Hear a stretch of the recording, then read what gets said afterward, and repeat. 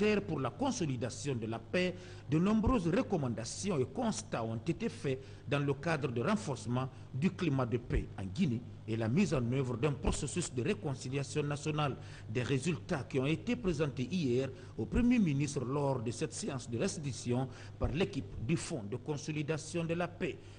Du renforcement du dialogue social pour l'organisation d'élections législatives apaisées à la problématique de la réforme des forces de sécurité en passant par la réconciliation nationale, les participants à cet atelier ont fait des constats, posé le diagnostic et proposé des solutions en tenant compte de l'impérieuse nécessité pour la Guinée de sauvegarder la paix et la quiétude sociale.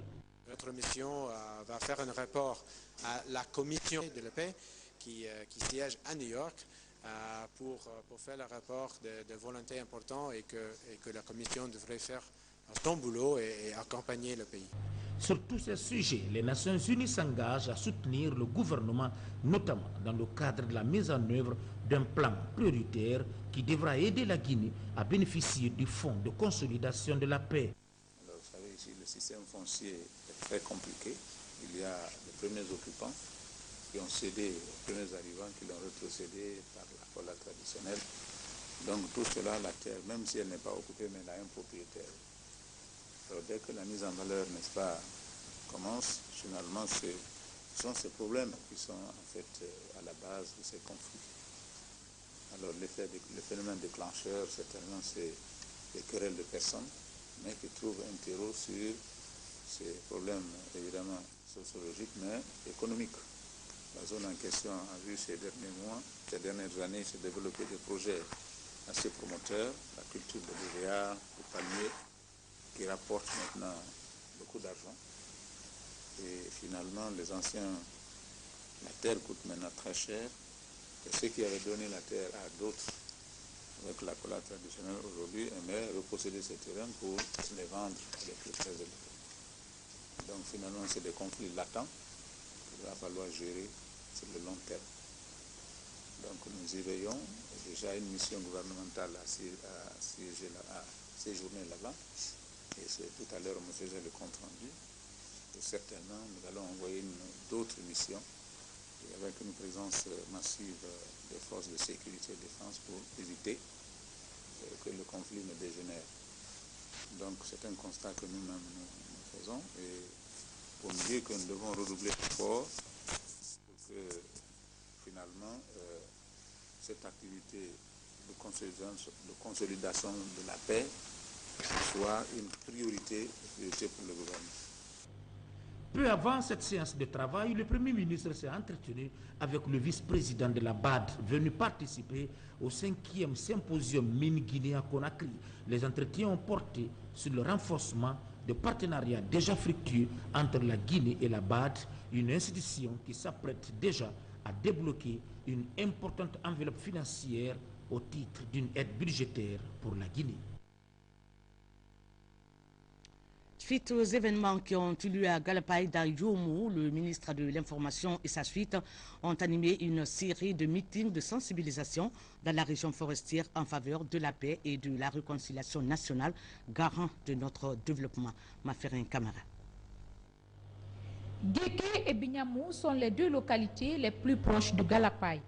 Et c'est là que s'est retranchée la majeure partie des victimes et les déplacés. Dans un contexte de réconciliation, les victimes ont tout de même pointé un doigt accusateur sur les autorités de Galapaï. Le problème qui est là, c'est un problème d'irresponsabilité. Nos frères n'ont pas été à la hauteur. Autrement, c'était un problème qui ne valait pas votre déplacement. Pas du tout. Ils pouvaient enterrer ça là-bas, ils pouvaient solutionner ça à leur niveau. Mais tel n'a pas été le cas. Dès la première histoire, ils pouvaient enterrer la situation. Ils n'ont pas pu. Ils n'ont pas pu et ils n'ont pas appelé leurs confrères pour aller les aider. Pourquoi la cohabitation? Le tissu social se déchire d'un côté. Nous pouvons rester tranquilles. Alors où nous sommes, vous avez fini de tout conclure. Vous avez déjà réussi, votre mission a réussi. Non, mettez ça en tête, vous avez réussi. La réussite a été d'abord d'arrêter tout mouvement de dégâts.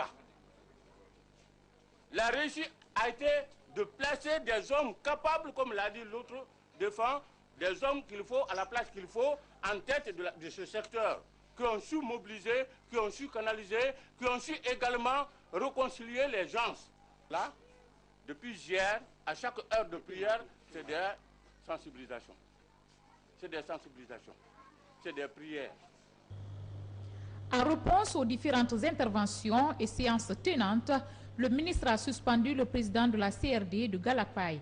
À Djeke comme à Bignamou, Dirus Dialé Douré s'est accentué sur 4 facteurs, à savoir l'influence des pays voisins ayant connu la guerre, l'extrême pauvreté, le manque d'autorité parentale sous les jeunes et la mauvaise gestion des conflits par les autorités de la CRD. Il a ensuite instruit les sages d'œuvrer pour le retour des populations de Galapay.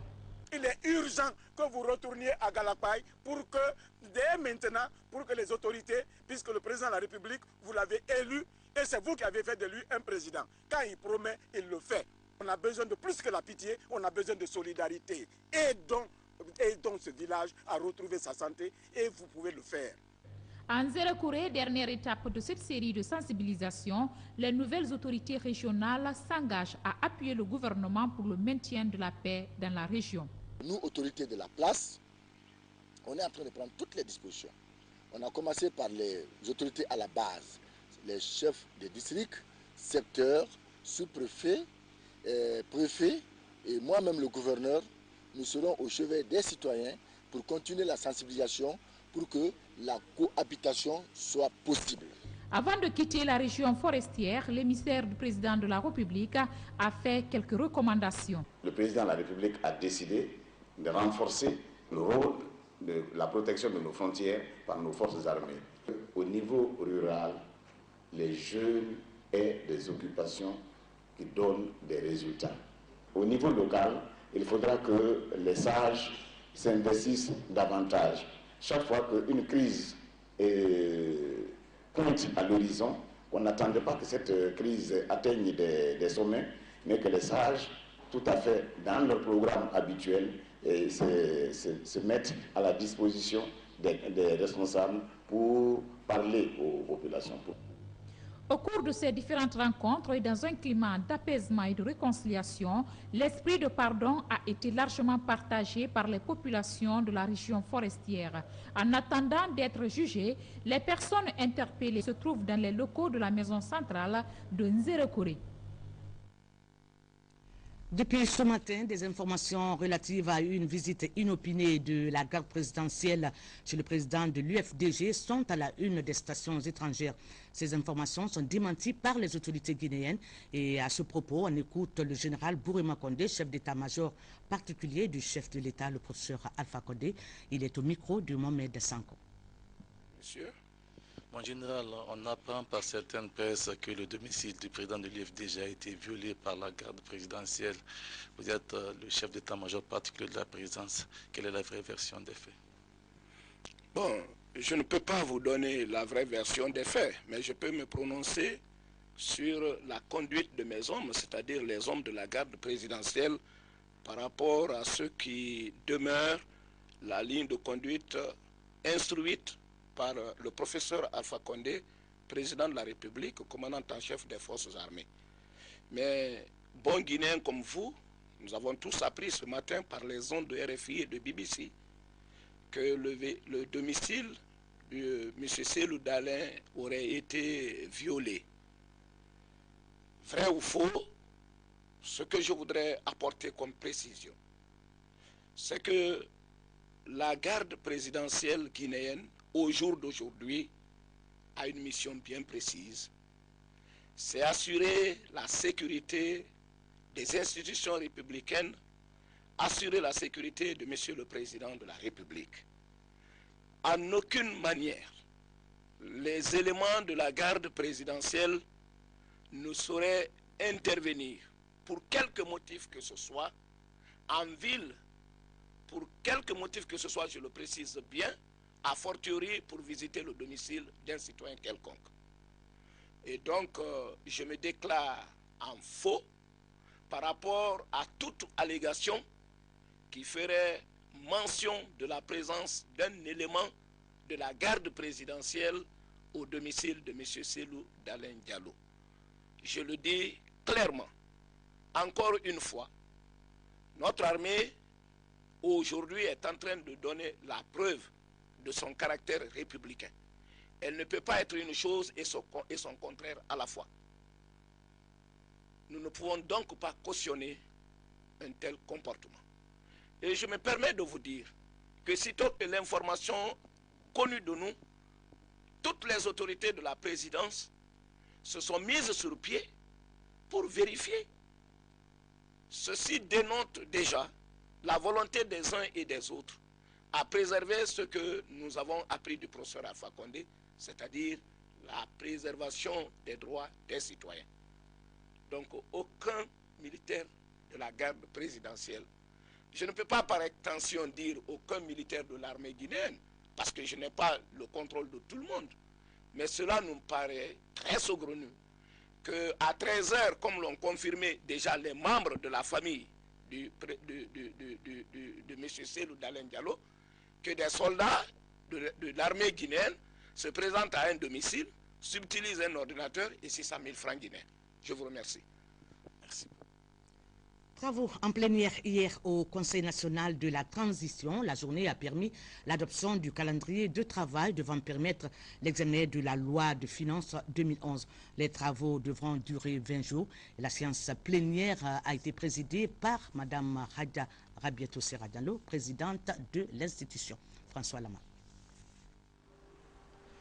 C'est une séance plénière essentiellement consacrée aux approches devant permettre un bon déroulement des travaux de l'examen de la loi de finances 2011. Un préalable qui a consisté à une rencontre entre le bureau exécutif du CNT et le ministre délégué au budget a fait l'objet de larges informations des membres du CNT. Comme la Guinée est en train de se battre bec et ongles pour atteindre le point d'achèvement du programme PPTE, et sera extrêmement important pour l'avenir de notre pays qui est surendetté, il fallait d'abord que nous ayons donc un budget national. Par conséquent, le programme avec le Fonds monétaire, c'est le 1er juin. Il devient donc absolument impérieux que le projet de loi de finances soit examiné et voté par l'Assemblée, puisque toutes les institutions internationales, en tenant compte de la légalité, exige que tout ce qui doit être légal doit être examiné par le CNT.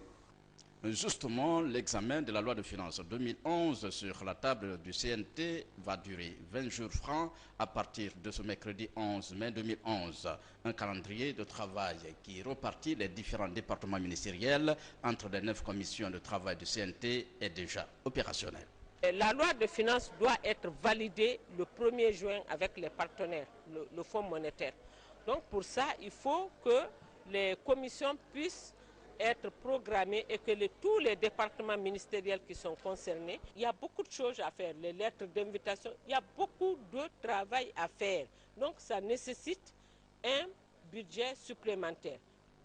Ainsi, justifier les différentes commissions de travail du CNT se donnent rendez-vous chaque jour afin de rester dans le délai imparti.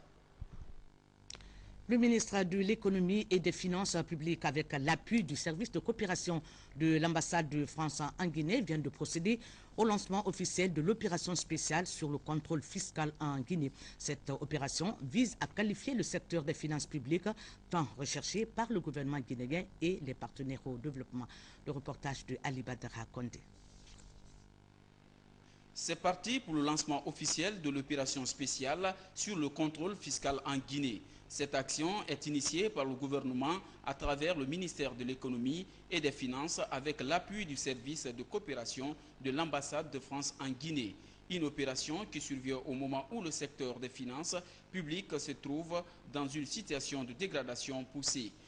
D'après les spécialistes, les recettes de l'État se sont élevées en 2010 à 4 200 milliards de francs guinéens alors que les dépenses totales ont été de 8 000 milliards.